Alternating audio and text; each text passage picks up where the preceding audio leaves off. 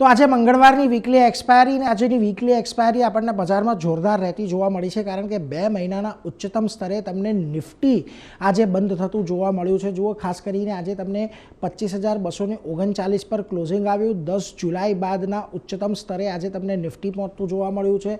સેન્સેક્સમાં પણ આજે તમને ઓલમોસ્ટ 600 પોઈન્ટનો એક જોરદાર ઉછાળો આવતો દેખાયો અને નિફ્ટી બેંકમાં પણ જુઓ 250 પોઈન્ટના ઉછાળા સાથે 55,000ની ઉપરનું આજે આપણને ક્લોઝિંગ જોવા મળ્યું છે. અહીંયા પણ ઓલમોસ્ટ 25 ઓગસ્ટ બાદનું એક લેવલ છે કે જ્યારે આપણે 55,000ની ઉપર ક્લોઝ થઈ રહ્યા છીએ.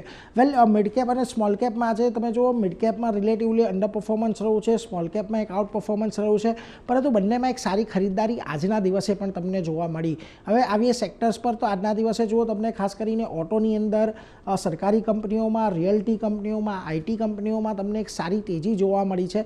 વેલ, આજના દિવસે તમામ સેક્ટર આપણને પોઝિટિવિટી સાથે બંધ થતા દેખાયા છે. એકમાત્ર એફએમસીજી સેક્ટરમાં થોડુંક દબાણ આજે જોવા મળ્યું હતું.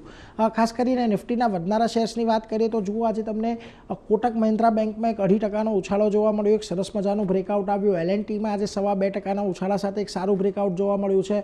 આ ઉપરાંત એમએનએમ, આઈશર, આ બંનેમાં પણ આજે તમને સારી તેજી જોવા મળી.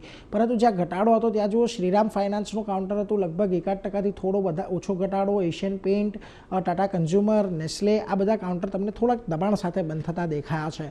મિડકેપના ફ્રન્ટ પર આવશો તો આજના દિવસે જુઓ, જીએમઆર એરપોર્ટ એક સમાચારને પગલે 4%ની ઉછાળો આવતો દેખાયો. આ ઉપરાંત તમને પરસિસ્ટન્ટ, એમએનએમ ફાઇનાન્શિયલ્સ, પ્રીમિયર એનર્જીસ, આ બધા કાઉન્ટર વધનારા રહ્યા. જ્યારે ઘટનારાની અંદર વોડાફોન આઈડિયા, ઓલા ઇલેક્ટ્રિક, મેક્સ હેલ્થકેર અને બીએસસી જેવા કાઉન્ટરની અંદર તમને થોડુંક દબાણ જોવા મળ્યું છે.